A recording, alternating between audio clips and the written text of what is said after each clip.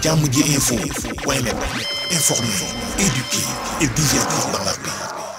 yow mu bëgg a jot xibaar yu sell te woo waaye itam bu ànd ak njàngalee ak xel mu dal ak jàmm gaawal gaaw abonné suñu compte YouTube bi nga xam ne moo di Jammji info.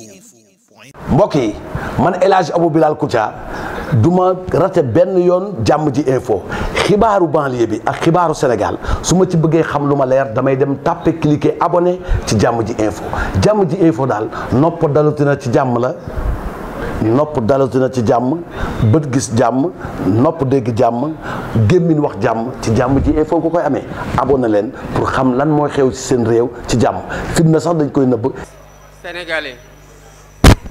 mes chers compatriotes, hôtes étrangers qui vivez parmi nous, la tenue de l'élection présidentielle que nous venons de vivre consacre avant tout la victoire du peuple sénégalais dans le combat engagé pour la défense de sa souveraineté et des valeurs démocratiques. Cette victoire est donc celle de toutes les Sénégalaises et de tous les Sénégalais d'ici et de la diaspora.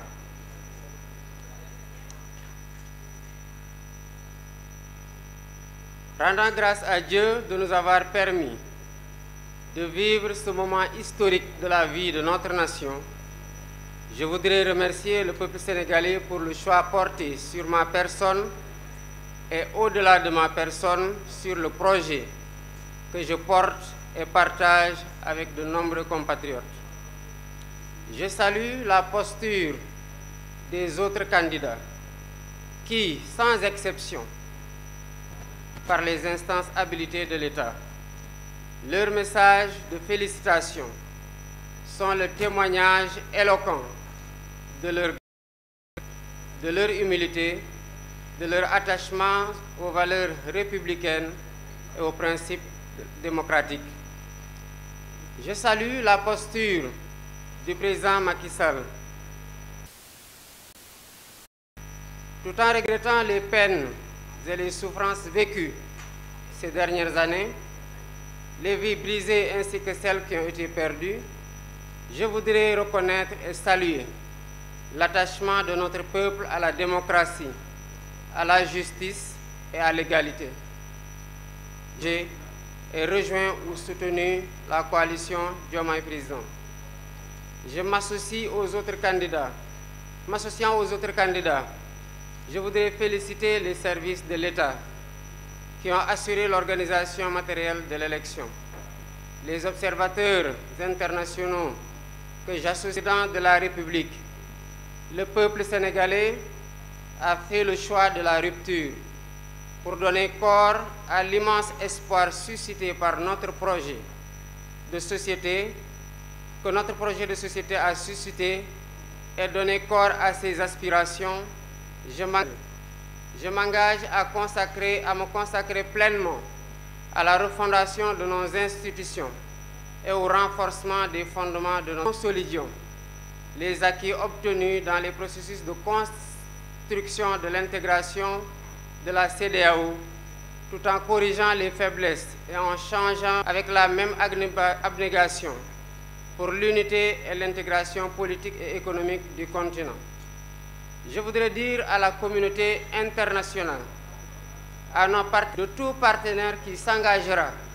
avec nous dans une coopération vertueuse, respectueuse et mutuellement productive. J'ai une pensée, abréger leur souffrance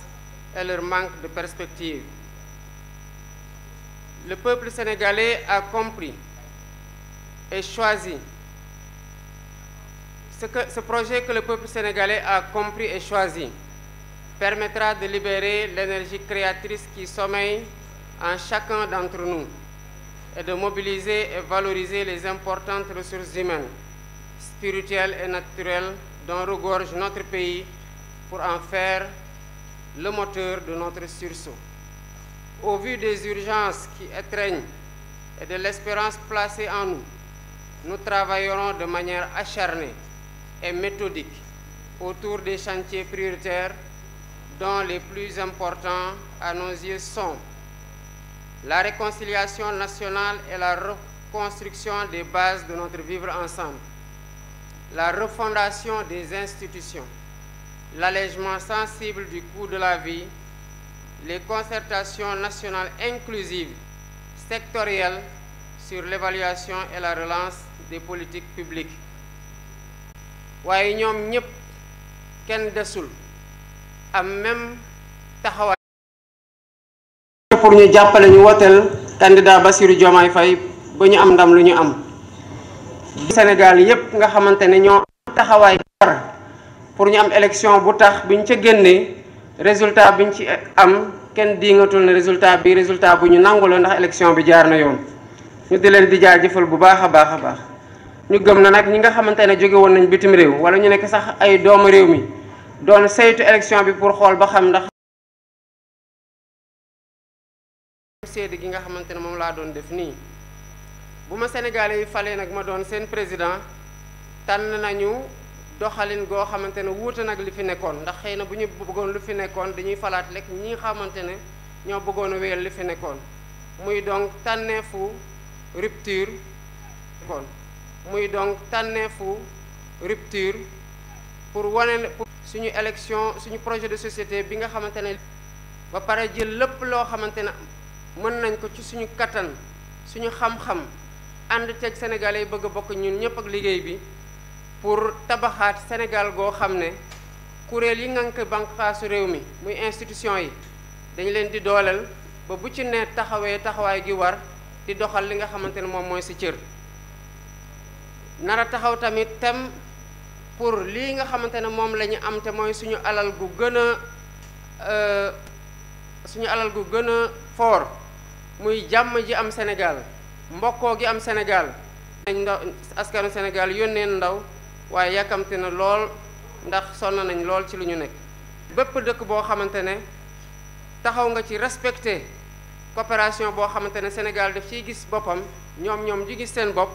mu doon coopération jëflante boo xamante ne dañoo respecté ci suñu aada ci suñu cosaan ak ci suñu jëmukaay te tamit doon coopération boo xamante ne ku ci ne da ciy gis boppam lii nga xamante ne mooy lu ñu am te bokk ko muy alalu askan wi lépp lu ci war pour ñu sàmm ko pour ku ci ne foo nekk li ñëpp bokk nga mën ci jot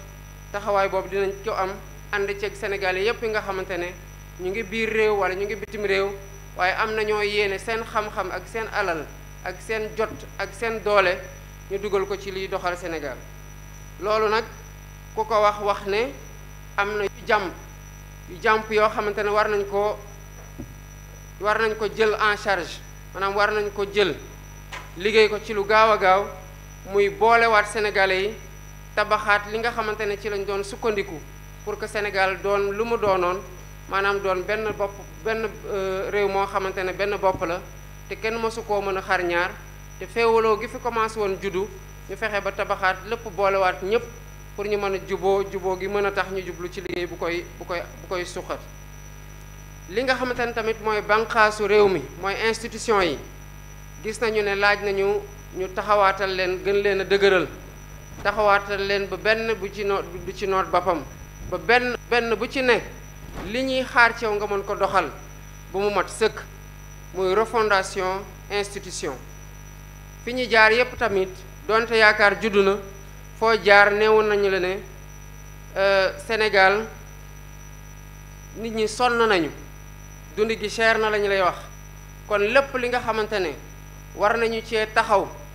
ba sénégalais yi gën a dund gi gën a oyof ci sénégalais yi paju mi gën a yomb ci sénégalais yi njàng mi gën a yomb ci sénégalais yi dinañ ko taxawee ba mu mat sëkk te mu doon loo xamante ne ci suñu priorité lay bokk waxtaan tamit dinañ ko jëmal waxtaan ak sénégalais yépp ñi ñu bokkal nar a bokkal nguur gi ak ñi bokk ci kuje gi nguur gi di doxal te jox cër gu mat sëkk kuje gi waxtaan ak ñoo xamante ne tamit bokkuñu ci langue politique waaye ay sénégalais lañ à part entière am seen kàddu gu ñu war a fësal ci liy doxal réew mi am seen loxo gu ñu ci war a dugal seeni xam-xam maanaam li tubaab di waxee ay concertation yoo xamante ne secteur yépp la nar a boole pour ñu tabax jëmukaay goo xamante ne ñun ñëpp a fay jublu bàyyi lépp luy xuroo bàyyi lépp luy xiiroo lépp luy ŋaayoo mayante cër te dox jëm ci objectif boobu mooy objectifu relance politique publique yi ak économie. lii moo nekkoon li nga xamante ne gannaaw bi ma jaajëfalee ñépp ñi nga xamante ne liggéey nañ liggéey gu mucc ayib pour élection bii ñu am ko taxawaat tamit ci point bi nga xamante ne moom laa bëggoon a mujjee pour nit ñi jàpp ko bu baax tamit mooy biir coalition Diomaye président ay doomu Sénégal ñoo ci nekk ñi nekk ci beneen boor bi tamit di kuje gi ay doomu Sénégal ñoo ca nekk ku ci nekk jàpp nañ ci yàqin ne liy defar Sénégal moo la tax nga taxaw loolu nag dinañ ci ànd ak ñëpp waxtaan ceeg ñëpp di dalal xelu ñëpp ne lii nga xamante ne ñu ngi koy doxal naa ci ànd ak ñëpp ñu bokk ci kuje gi ñu bokk ci parti politique bi ñu bokkul ak parti politique bi pour ñu waxtaanee li nga xamante ne ñun ñoo ko moom ñoo ko bokk te mënuñu ko séddoo muy Sénégal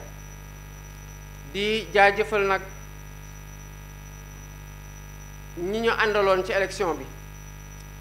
muy ñi yore woon les leaders nu ma ko waxee sànq parti politique yépp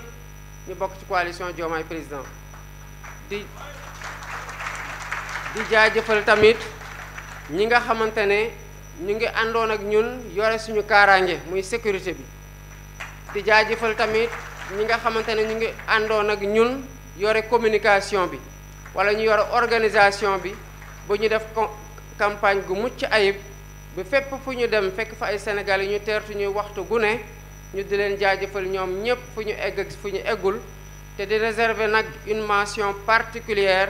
à un homme je pense que j'ai pas besoin de le citer pour ngeen remarquer ça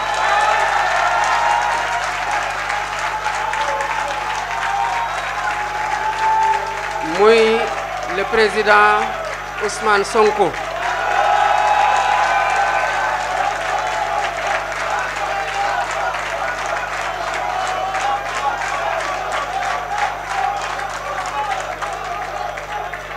mention particulière boobu ma koy defal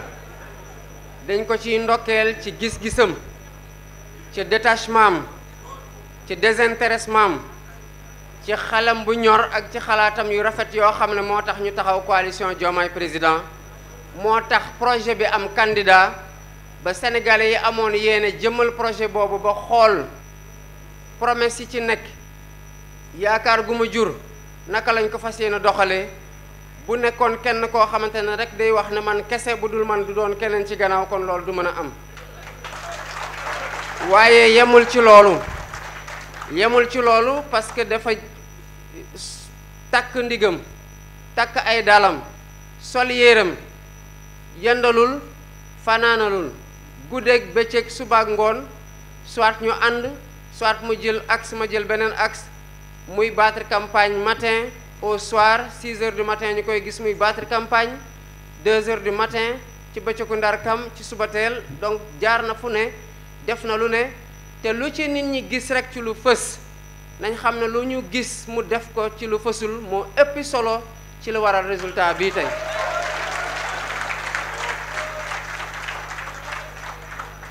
kon mënuñu ko bañ a beral loxo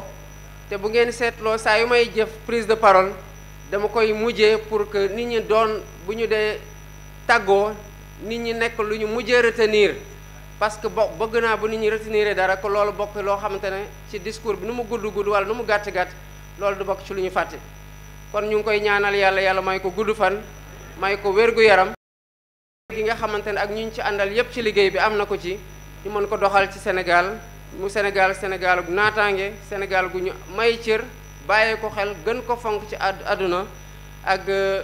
ñu teg ko tamit ci loxo yoo xamante ne ay loxo yu wóor la combat yi nga xamante ne daan nañ ko xeex mu doon combat yoo xamante ne combat suñu génération la mais du doon combat prochaine génération bi parce qu'il nous faut avancer résolument vers le progrès économique social et culturel lii moo nekkoon li ma leen bëgg a jéegal ci kàllu maa ngi leen di sant bu baax di leen gërëm asalaamaaleykum wa rahmatullah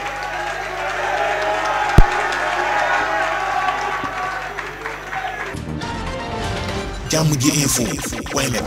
informer, éduquer et divertir dans la paix. yow mu bëgg a jot xibaar yu sell te woo waaye itam bu ànd ak njàngalee ak xel mu dal ak jàmm gaawal gaaw abonné suñu compte YouTube bii nga xam ne moo di jàmm ji info mbokk yi man El Hadj Abou Bilal Koutia du ma rate benn yoon jàmm ji info xibaaru banlieue bi ak xibaaru Sénégal su ma ci bëggee xam lu ma leer damay dem tàppe cliquer abonné ci jàmm ji info daal nopp dalutina ci jàmm la nopp dalutina ci jàmm bët gis jàmm nopp dégg jàmm